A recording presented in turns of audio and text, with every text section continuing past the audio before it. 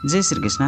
हमारे हिंदू धर्म में विश्वास किया जाता है कि हमारे कर्म ही स्वर्गलोक और नरकलोक का रास्ता तय करती है। कहा जाता है कि यदि हम अच्छे कर्म करेंगे हमारा मृत्यु का बाद स्वर्गलोक जाने का मौका मिलेगा, वही बुरे कर्म होने पर नरक में जाना पड़ेगा। यही साधारण सी बात इस संसार में हम सभी अच्छे और बुरे कर्म करने के लिए प्रेरित करता है। वही महाभारत में इसका सबसे बड़ा उदाहरण है। महाभारत युद्ध में शकुनी ने कौरव की ओर से एक कुटिल और षड्यंत्रकारी रणनीतिकार की भूमिका निभाई थी। शकुनी ने अपने भांजे दुर्योधन को पांडव के प्रति नफरत और सत्ता के लालच में धकेला दिया था, जिससे दोनों पक्षों की संघर्ष उत्पन्न हुआ और शकुनी ही दुष्टता भरी चालों के कारण महाभारत जैसा विनाशकारी युद्ध हुआ और कौरव वंश का विनाश हुआ। अपने ही बहन के खानदान को खत्म करने की मंशा रखने वाली शकुनी को महाभारत युद्ध के अंतिम दिनों में सहदेव ने कुल्हाड़ी से काटकर वध कर दिया था। शकुनी का वध का बाद उसे स्वर्ग क्यों मिला, आइए जानते हैं दोस्तों। भक्ति मार्ग चैनल में आपको स्वागत है। महाभारत में कुटिल मामा के रूप में शकुनी को माना जाता है। गांधार देश के राजा सुबल के 6 पुत्र और एक पुत्री थी। पुत्री का नाम गांधारी था और सबसे छोटे पुत्र का नाम शकुनी था। शकुनी की पत्नी का नाम आरसी था। शकुनी के 3 पुत्र थे जिनके नाम उल्को, बकासुर और विप्रचित था। राजा सुबल को एक यज्ञ के दौरान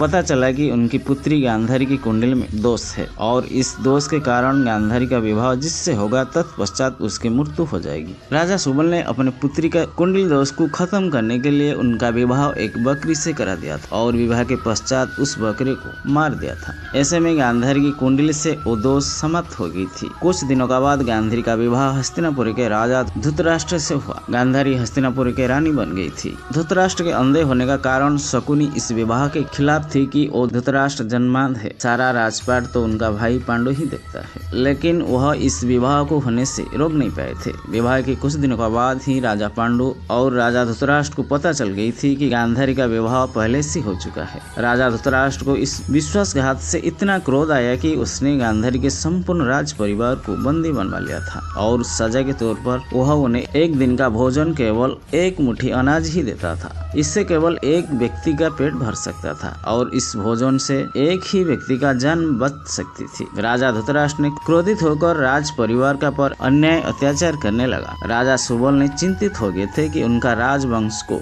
किससे जीवित रख सके और उससे समूल वंश के नाश और अपमान का बदला ले सके।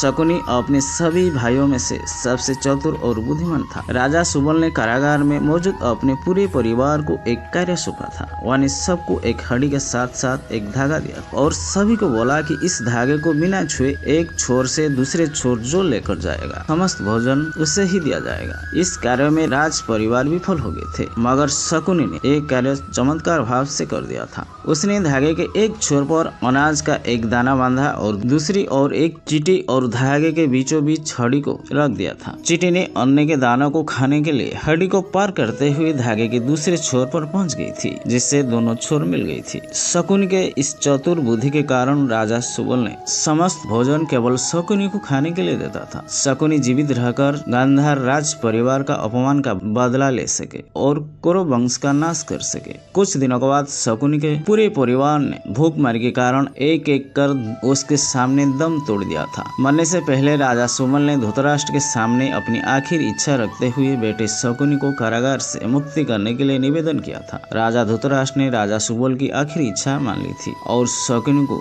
रिहा कर दिया था। शकुनी के रिहाई से पहले उसके पूरे परिवार ने उसकी एक टांग तोड़ दी थी ताकि वह आजाद होकर अपने पूरे राज परिवार की मौत का बदला ले सके और अन्याय अत्याचार भूल न जाए। शकुनी लंगड़ते हुए चलता था और मरने से पहले राजा सुबल ने शकुनी को अपनी हड्डी से पासा बनवाने के लिए कहा था। राजा सुबल ने यह भी कहा था कि यह पासे तुम्हारी आज्ञा को पालन करेगी और जुए में कोई भी तुमको हरा नहीं पाएंगे। पिता के मृत्यु के बाद शकुनी ने पिता का हड्डी से एक पासा बनवा लिया था। शकुनी ने अपनी आंखों के सामने अपने भाइयों और पूरे परिवार को मरते हुए देखा था। शकुनी के मन में राजा धृतराष्ट्र के प्रति गहरी बदले की भावना थी। शकुनी बोलने और अपने चतुर बुद्धि का कारण दुर्योधन का प्रियमामा बन गई थी। शकुनी अपने राज वापस जाने के बजाय कौरव की ओर उसके आने का रास्ता चुना और उसने अपने समस्त परिवार को आग आंखों के सामने मरते हुए देखा था, जिसे भूल पाना उसके लिए नामुमकिन था। शकुनी ने एक लंबी योजना तैयार किया, जिसके अनुसार महाभारत जैसा महाविनाश करवाया, संपूर्ण कौरव वंश का खत्म कर अपना बदला पूरा किया। शकुनी ने भीम को जहर देकर मारने के लिए योजना बनाई। फिर पांडवों को लाख्य ग्रह में जिंदा जलाने चाहा। पांडव ने वापस जिंदा बच गए थे।